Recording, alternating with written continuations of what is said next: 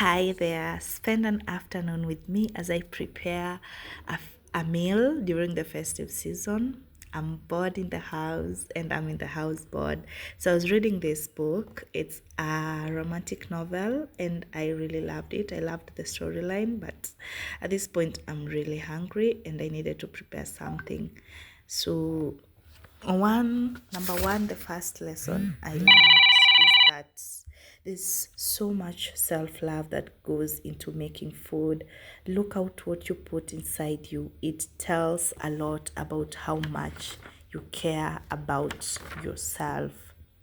Some of my best meals are those that I just conjure up with the basic ingredients in my kitchen.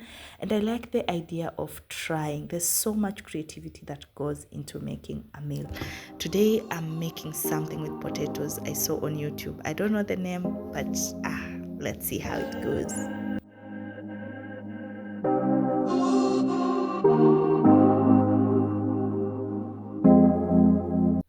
Lesson number 2, your world exists around you. And when you get into someone else's life, respect their decisions, respect their choices, respect what they choose to do because you live your life alone and someone else lives their life. So just respect people.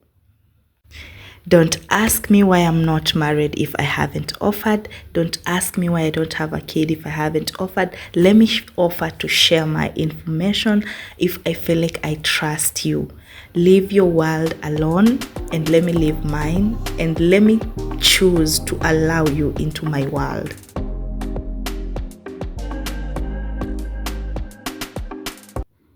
By the way, another lesson I learned in 2024 is that I was most scared when I realized that I was the only one holding me back. I had so many conversations in my mind, wondering, planning, doubting. And at the end of the day, I did more thinking than doing.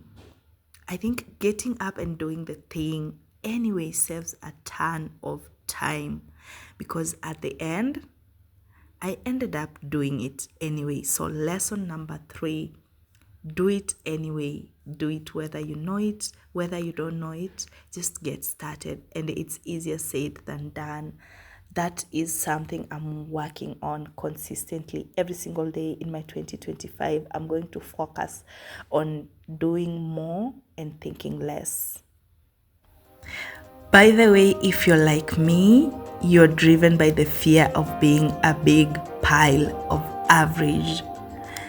I'm working on myself consistently to become a better version in every single aspect of my life, and I'm never going to be perfect. I know it. I know I'm always going to want to be better. So if you're like me, make sure you hit that subscribe button because I'm going to share every single step of me going to be my 2.0 version in different aspects of life. If you haven't followed me on Instagram, follow me at Wavomba 2.0, TikTok, Barbara Wavomba on all platforms, including LinkedIn. Fun fact, I do not enjoy doing the grating chore. Grating garlic, ginger, especially just peeling those things is usually just so much work. I don't enjoy that. So these potatoes were supposed to be boiled and they were not supposed to overcook, so I already messed up, but Lesson number 4. If you want to talk about a big issue, try engaging the next person in an activity and do something together side by side. So this one I've learned from the book I'm reading currently.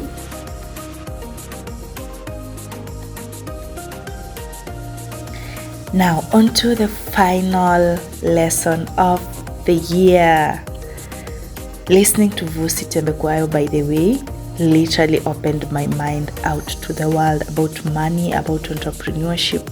And one thing he insists on teaching is the spirit of money. If you haven't listened to this podcast, go and listen to his podcast, the episode, The Spirit of Money. So here's the lesson. Don't find places which will give you a lot of money. Find spaces where you can serve. I'm winding up here and I've enjoyed this session. Thank you so much for hanging out with me. Remember to align yourself in spaces where you feel valuable, where you feel valued, and I look forward to our next session. The meal turned out yummy, although the potatoes were a bit smashed, but I enjoyed it nonetheless. Thanks for chilling with me. Make sure you follow, subscribe, give me a comment about what you think. What is your biggest lesson of 2024? Bye.